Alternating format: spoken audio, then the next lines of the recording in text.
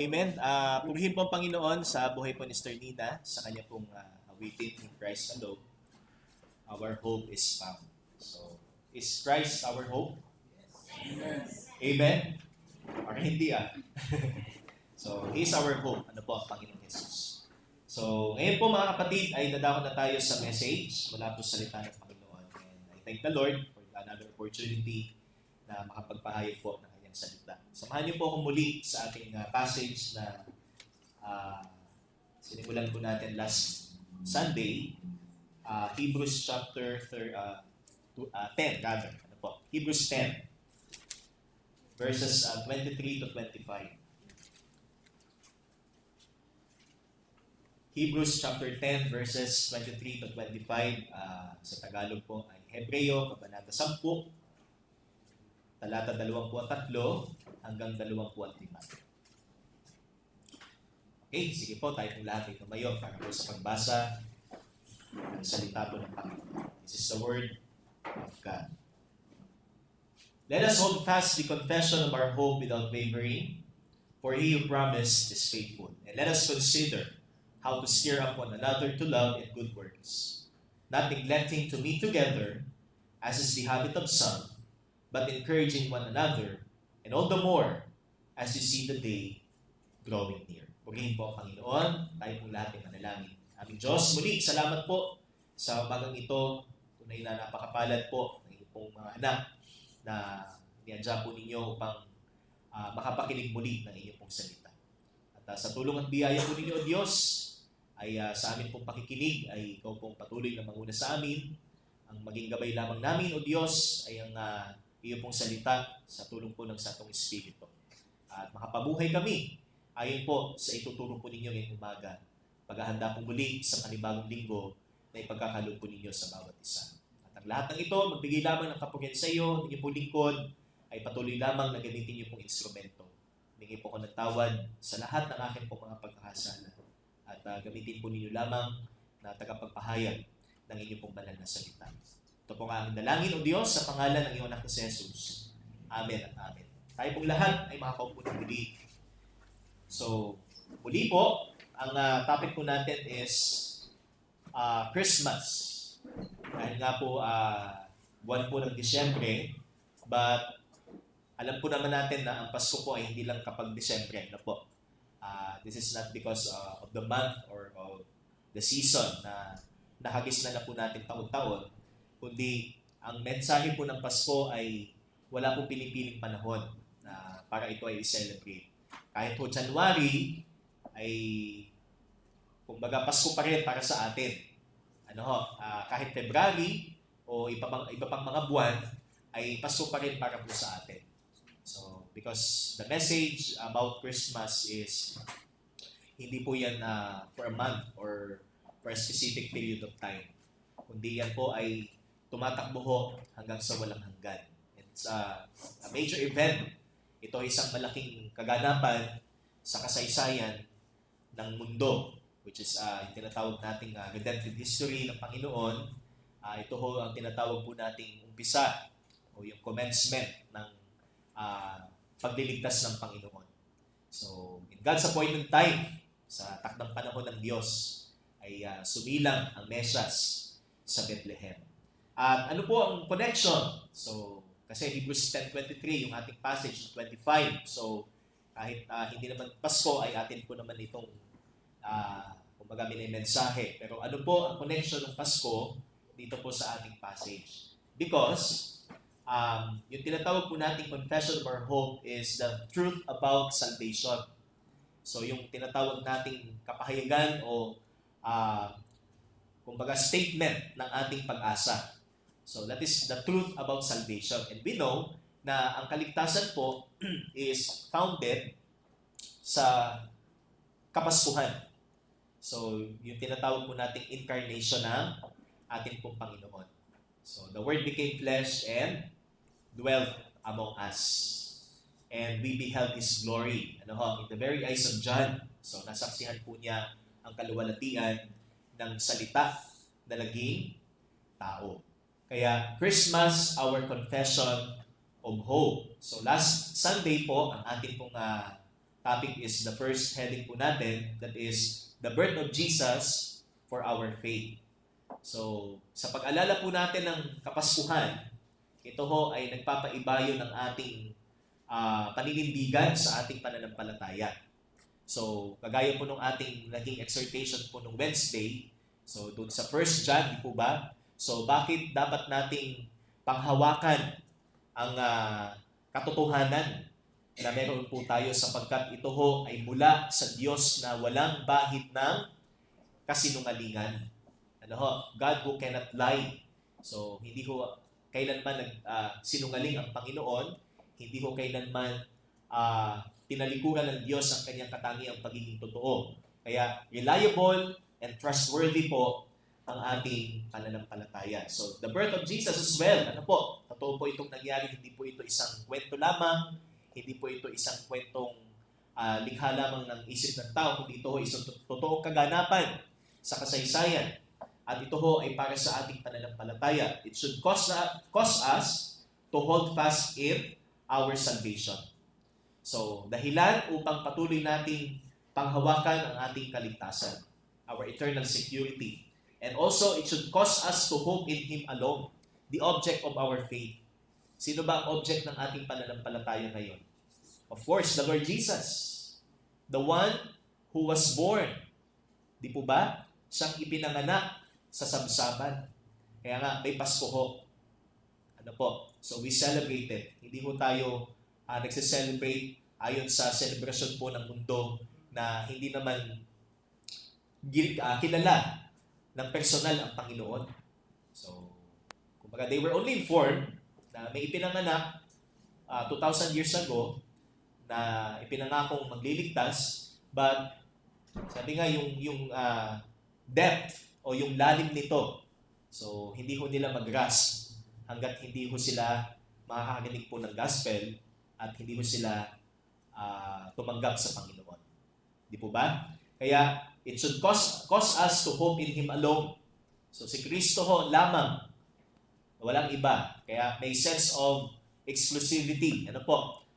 Si Kristo lamang, kagaya ng kanyang sinabi po in John 14, na kundi sa pamamagitan ko, walang iba na kung sino mang makapupunta sa Ama. Di ba? No one can come to the Father except through me. Walang sino mang makalalapit sa Ama, walang sino mang makararating sa kaharian ng aking Ama, kundi sa pamamagitan ko. So ito po yung maliwanag na sinabi ng Panginoon na walang ibang daan. Kaya sabi niya, ako ang daan, ang katotohanan at ang buhay. At sabi dito po, it should cause us to cling into the promises of God. So, it's worth, sabi nga, believing, it's worth embracing. Lahat ng sinabi ng Panginoon, mga pangako na hindi pa man nagaganap sa atin, pero ipinangako ng Diyos ay atin pong panghawakan. Amen po ba? That's why Christmas, it's for our faith to grow. Ano po? Para tayo lumago sa pananampalataya and always to remain steadfast sa ating pananampalataya. Kaya, the story of Christmas, that is our confession of hope, reminds us that since it is a real event, it is worthy to be held fast. Okay? The object, the Lord Jesus, is worthy of our worship, and the faithfulness of God worthy to stand on or to stand upon. Ano po? Dahil ang Diyos ay tapat, kaya doon sa last part ng verse 23, He who promised is faithful. Ang Diyos natin ay tapat na Diyos. Hindi siya nagbabago sa kanyang katapatan. Ano ho? Tayo minsan, sasabihin natin, tapat ako ngayon. Pero hindi natin masasabi, next Sunday, tapat pa rin tayo. Next year, tapat na. Parang resolution, di ba? Pagka sasapit ang New Year, hindi tayo naging tapat ngayon 2025. So, mangangako tayo, sa 2026, magiging tapat na tayo. Pero hindi natin masasabi yung buong taong darating ng 2026 ay buong taong magiging tapat. Di ba? But ang Diyos ay tapat magpakailanman. Hindi siya nagbabago sa kanyang katapatan. Kaya, He is worthy of our praise. He is worthy to be, sabi nga, para tayo maging steadfast sa ating pananampalataya. Kaya, we're not celebrating Christmas with confusion. So, hindi ito kalituhan sa atin. Ano po? Walang Kristiyanong lito siya, bakit dapat mag-celebrate ng Christmas? Bakit yung iba nagse-celebrate mga baptist daw o hindi nagse-celebrate o yung iba hindi nag-decorate ng mga Christmas decorations. Yan. So, meron tayong iba-ibang views about that. Pero pagdating sa essence po ng Pasko, tayo po ay nagkakaisa. So, we celebrate it by faith and to confess before the world of our salvation. So, yun yung kahalagahan po ng pagdiriwang natin. Hindi mo tayo nagdiriwang lang for the sake of fun, for the sake of material na bagay. So, nag-expect tayo ng bago, nag-expect tayo ng bagong isusuot, nag-expect tayo ng bagong kagamitan, nag-expect tayo ng mga unamang bago na physical, na magagamit natin sa darating na taon, kundi ito po is our confession. So ito ho ay pagpapahayag natin ng ating pag-asa. At ang pag-asang ito ay ang ating kaligtasan sa Panginoong Hesus. Amen? The incarnate Son of God. Moreover, Christmas brings us another truth to reflect on. Not only for our faith, but our second heading says, it's for our fellowship. Hindi lang upang tayo ho ay palaguin sa ating pananampalataya, turuan po tayo na manindigan sa katotohanan ng Diyos, kundi tayo din po ay patuloy na maging tapat sa pakikiisa natin sa kapatiran. Yung tinatawag po nating fellowship, okay? Aside of its bright revelation of God's redemptive purpose, Christmas must be observed by true believers with God's reconciling purpose, and that is for our fellowship. Because God, ang Diyos po natin, ay nagnanais po na magkaroon tayo ng fellowship sa Kanya. First, di ba? And also, fellowship with the saints. Kasama ko ang ating mga kapwa Kristiyano. Kaya, our second heading again, sabi dyan, the birth of Jesus for our fellowship. Kaya, ang sabi nga, ang Pasko ho ay hindi December lang. Kasi ang fellowship ho ay hindi lamang pag December. Naman sanang, kumbaga, ang notion ho natin, yun, Christmas fellowship atin. Pagkatapos ng Christmas fellowship, hindi na makita kung nasaan. Kundi ito ho is lifetime po natin na ginagawa. Expression po ng ating kagalakan na makita po ang bawat isa, kapwa natin iniligtas ng Panginoon. Amen? Mga kapatid? So, ganun pa man, sabi nga, ay iba-iba ho tayo ng mga pagsubok na pinagdadaanan. But here, sabi nga, ang pag-asa pa rin ho natin ay ang Panginoon. Ultimately, ang pag-asa ho natin ay ang Panginoon. So, the birth of Jesus for our fellowship. Meron pong isang kanta na lagi ko naalala pagka Pasko. Secular po ito na awit. Ito ho ay kinanta ko yung Semarichan. So, hindi ho yung hindi yun. Yung A Perfect Christmas. Yan. My idea. So, yung a love song, it's a Christmas love song. Na kung saan, kung mapapansin po natin, yung lyrics po ng awit, hindi siya nagtuturo na ang Pasko ho ay pwede mong i-celebrate na mag-isa. Yan. Kaya, ang sabi doon, mas masaya ang Pasko pag may kasama, pag marami kang kasama, o pwedeng kayong dalawa lang. Kumbaga may element of being with other people. So, yung togetherness. Bagamat ito ho isang secular na awit. Pero, nakikita ho natin that ang essence ho ng pagdiriwang is hindi ikaw lang. Pwede mo sabihin na, naiintindihan ko Pasko kahit wala yung mga kamag-anak kong ganyan. Magsusulo ako sa bahay, magno-noche buena ako ng akin, ako lang kakain. Yan. Ako lang bibili. Walang pupunta. So, kumbaga, i-chapwera mo lahat ng tao. Yun ang Pasko para sa iyo, ang maging solo. Pero hindi po yun ang kumbaga essence po ng Kapaskuhan. So, it's a Christmas theme kung saan it brings a message of togetherness. So, isa po yan sa mensahe din po ng Kapaskuhan. Hindi yung susuluhin mong bagay na pwede mo naman gawin kasamang ibang tao. Ano po? Kaya importante yung kaisipan na tayo ho ay nilikha ng Diyos upang halubilo sa iba. So, hindi ho tayo yung, no, di ba, no man is an island. Ano? So, kahit sa Pasko, hindi ho ideal yung nag-iisa ka. So, walang celebration pag nag-iisa lang. It's a very, sabi nga, gloomy. Talagang malungkot at walang kabuhay-buhay na celebration yan. Okay? Kaya, it's for our fellowship. Okay? It's not about being alone, but being with others who also understand its true message.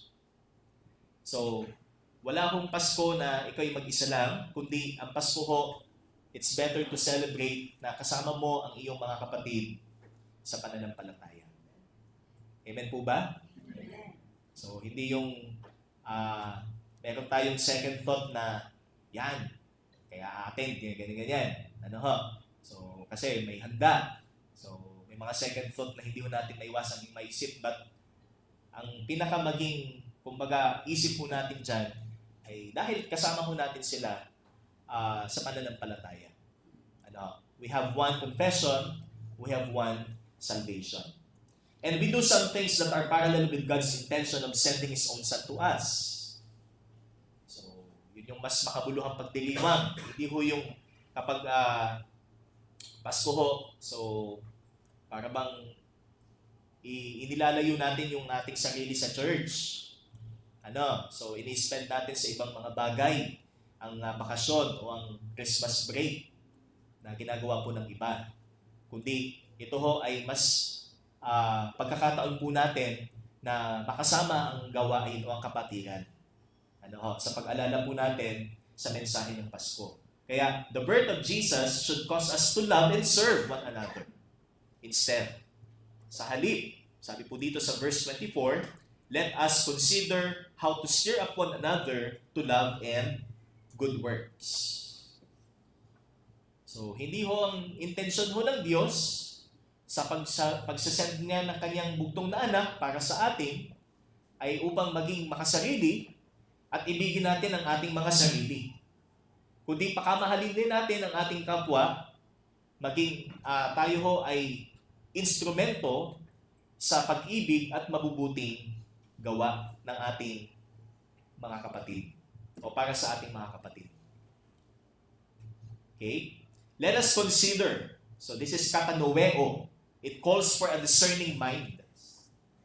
Mga kapatid, hindi lang basta tayo lumalampas sa season na ito na wala tayong ginawang makatutulong sa bawat kapatiran, sa bawat miyembro po ng ating iglesia.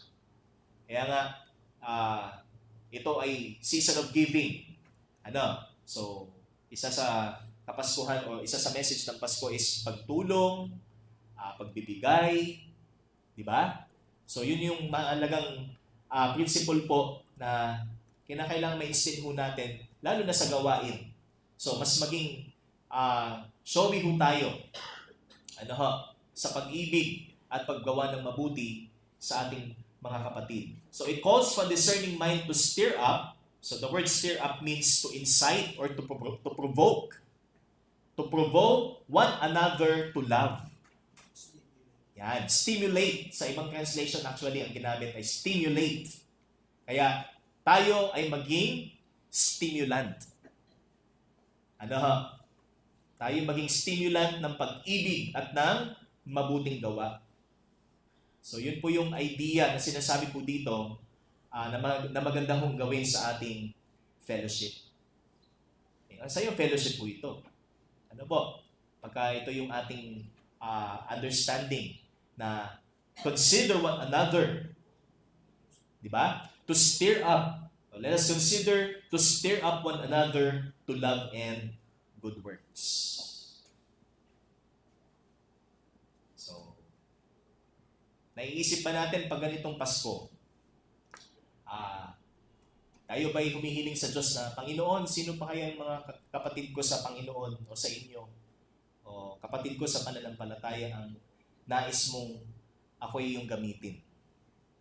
Yan. Para pakitaan ko ng pag-ibig at ng mabuting gawa. Magandang prayer ho yan. Hindi yung, Panginoon, sana ako'y makatanggap ng ganire. Sa darating na Pasko.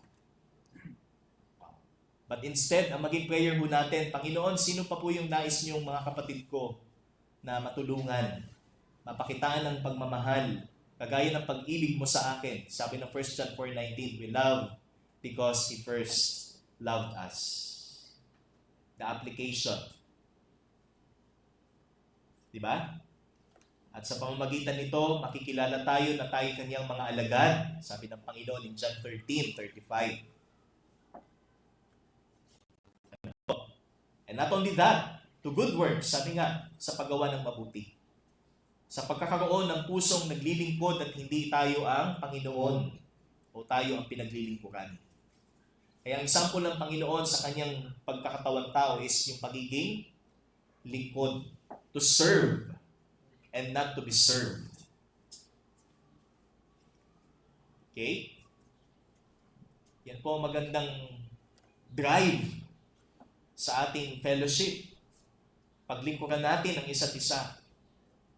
Hindi ho tayo ang paglilingkuran. Ano po? Sapagkat hindi yan ang halimbawa ng Panginoon. That's why it should cause us to love and serve. So, maging fuel yung ating celebration para mahalin pa natin at paglingkuran pa natin ang isa't isa. Amen? Hindi lang yan resolution. Yan ho talaga ang katotohanan. Ito ho talaga ang principle mula po sa Biblia. Ano po? Sana maalis na yung mga katulad ng ano kaya ang magkakaroon ako? Ano pa kayang magkakaroon ako sa Paskong ito? Yan. Monetary, or damit, gadget, diba? So gusto ko ng mas magandang gadget, pero kung Kristiyano na ho, so ito po ang masasabi ho natin, ito po ang makikita ho natin, may mga taong nangangailangan ng ating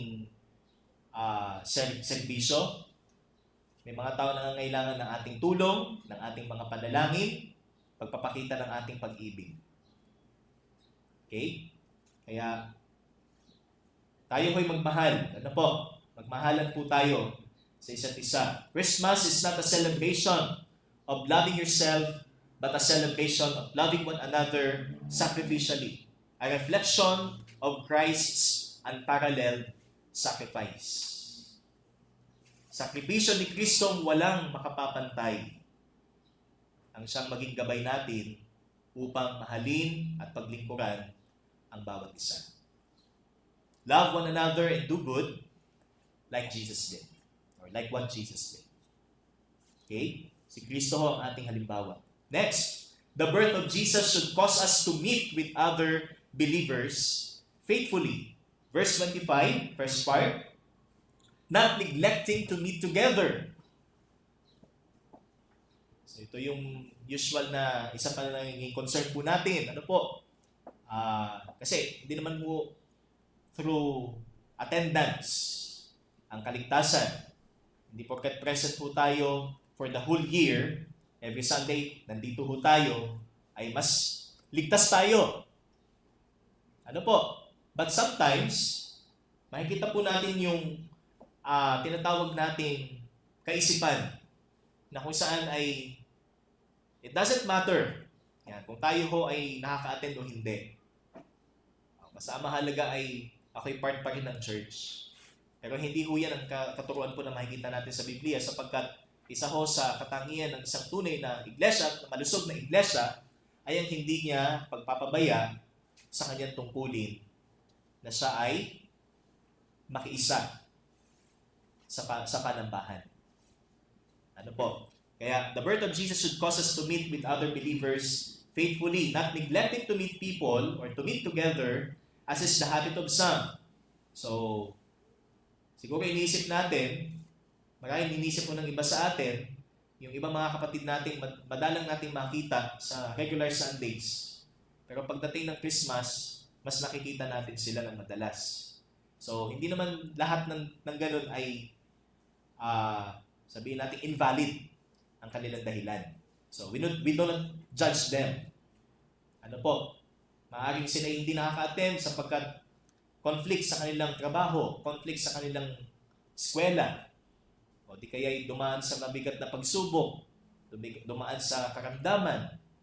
Pero hindi naman lahat, ganun po ang case. Kaya sabi dito, not neglecting means not to leave behind or abandon. Kundi ito ho ay isang intentional ho na pag-abandona ng kanyang tungkulin na makiisa sa fellowship. So yun po yung sinasabi dito, not neglecting. Ano po? Kaya being out in church services for an invalid reason equals abandonment and negligence. Pagpapabaya ho ito. Kung tahasan ho nating tinatalikuran ang ating tungkulin upang dumalo at maging instrumento ng Panginoon sa isa't isa. Kaya ang Pasko ay maging paalala sa atin na maging tapat sa ating fellowship kasama ang mga saints o ang mga Kristiyano. Kagaya ng sinabi ni Apostle John, 1 John chapter 1 verse 3, that which we have seen and heard we proclaim also to you, so that you too may have fellowship with us. And indeed, our fellowship is with the Father and with His Son, Jesus Christ. Kaya, we love fellowship because we love God. And God is a fellowshipping God. Sabi nga, meron silang fellowship between the Son, the Holy Spirit, each person of the triune God. Okay? Kaya mahal din po natin ang kapatiran. Mahal din po natin ang fellowship. Ano po? Hindi natin maiwasan. Sabi nga, yung hirap ng ating katawan, pagod, may sakit. So, kaya namimiss po natin na magkaroon ng gathering. Pero, hindi nawawala yung apoy sa ating mga puso na makasama at makita at makamusta ang kapatiran. Amen? Amen. Nag-aapoy pa rin ba, mga kapatid? Ang ating mga puso para sa fellowship? Ano? So, yun kasi ang problema eh. Pagka dumadalang na yung ating presence sa church, so lumalamlam, lumalamig, nakakatamad kumilos. Ano po, kung paano ang katawang lupa natin, kapag malamig ang panahon, parang tulog na mantika. Di ba? Kailangan mo pang ilagay sa apoy para magtubig uli, mag-liquefy uli. Ano po? Pero, yun po yung essence din ng fellowship. Ano ho? So, wag sanang tulog pa rin po tayo. At tayo ho ay maging fiery. Okay? Sa ating fellowship. Christmas is a sheer reminder of God's intention to fellowship with us and His call to fellowship with the saints. Kapatiran. Ano po? Church. Ito yung intensyon ng Panginoon para po sa bawat isa. Purpose ng Panginoon. Therefore, do not neglect this precious moment of togetherness for the God or for the glory of God. Okay? So, mas masaya ho pag madami. Ano ho? Pero, ang hindi masaya sa madami, yung hindi naman naiintindihan kung bakit madami. Ang maganda ho, madami tayo na naiintindihan natin kung bakit tayo nagtitipon. Ano po? Bakit po tayo nagmi-meet sa gawain ng Panginoon? Okay? And last, the birth of Jesus should cause us to encourage one another. So, yung pangalawang part po ng verse 25. Not neglecting to meet together, as is the habit of some, but encouraging one another. So tayo ho ay magpalakasan. Ano po? Magpalakasan ho tayo sa isa't isa. It should lead us to encourage. Tayo po ay maging encouragement sa isa't isa. So encouragement has the idea of admonition or exhortation. So yun po yung salitang encouragement. Nalimutan ko yung Greek word, pero ang sabi po dito is, ang ibig sabihin, admonition o pagsawata, o pagpapaalala at pagpapalakas, exhortation, to strengthen and comfort other Christians. Kaya magandang fuel po ang Kapaskuhan para tayo ho ay maging comforted din sa ating mga kapatid na nangangailangan nito. Palakasin ang mga nanghihina, akayin ang mga hindi makalakad. Ang hirap sa paglakad sa kanilang pananampalataya. Okay? So ito po yung mga katotohanan na makikita mo natin. Kagaya po ng sinabi ng anghel sa mga pastol in Luke chapter 2 verse 10. Nung nakita ko ng mga pastol ang anghel, o mga anghel, ano po ang kanilang initial reaction? They were terrified. Right? They were terrified. Kasi kapag nakakita sila ng anghel, ang laging iniisip nila, naku, katapusan ko na. Mamamatay na ako. Okay? Yun yung kaisipan nila dati. Kapag nagpakita sa kanila ang anghel, okay? It's not a good sign for them. Mamamatay sila. May masamang mangyayari sa kanila. But ang sabi ng anghel sa mga pastol, fear not. Huwag kang matakot. Sapagkat narito, I bring you a good news of great joy. Kaya, sabi nga, encouragement po para sa atin ang Pasko. At para tayo maging encouragement din sa mga taong nangangailangan. Okay? I bring you a good news of great joy that will be for all the people. For unto you born this day in the city of David a Savior, who is Christ the Lord. Sapagkat sa syudad ni David, ipinanganak ang tagapagligtas. Si Kristo na Panginoon. Fear not, huwag kayo matakot. Hindi ba? Parang sa plot twist. Sa pelikula o sa teleserye, plot twist. Yung in-expect mo na itong mangyayari, hindi pala. Ay, iba ang nangyayari. So, yun yung nakita mo natin dyan. Kaya, encouragement po para sa atin ang Kapaskuhan. Para tayo ho ay magbigay din po ng encouragement sa mga tao. Kung naintindihan po natin ang tunay na kahulugan po ng Pasko. That encounter might lead the shepherds to think of their end, but instead, ano po ang naging ending po nung story? Nung nakita nilang sanggol, sinabi ng anghel ay pinanganak sa Bethlehem, sila ho ay nagpuri sa Panginoon. Ano po? So they turn to glorifying and praising God. Kaya, mga kapatid, sa mga nangangailangan ng comfort na mga mahal po natin sa Panginoon, nais po ba nating magkaroon sila ng revival? Gusto ba nating managuli ang kanilang puso sa tuwa na magpuri at magbigay luwalhati sa Diyos? Nais po ba natin? Magpagamit po tayo. Maging encouragement po tayo sa kanila.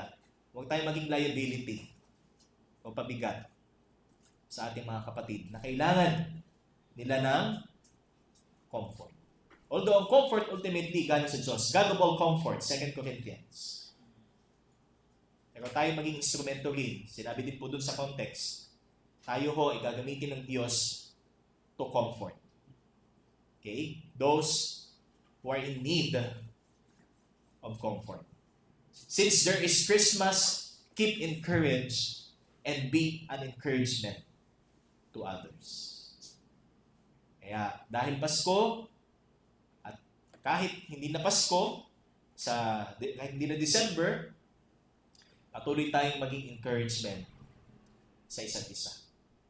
Sapagkat ang mensahe ng Pasko ay hindi ho nawawala ano pa mang panahon ang dumating. Kung ano pa mang taon ang dumating sa atin. Kaya, we must remember, conclusion po natin, we must remember the birth of Christ for our love, service, intimacy, and encouragement with other Christians. Para tayo maging fruitful, maging useful, tayong mga mananampalataya sa pagmamahal, sa paglilingkod, sa pakikipagkapatiran, at sa pagpapalakas ng isa't isa. That is our second heading. It's for our fellowship. The birth of Christ for our fellowship. Tayo po'y manalangin.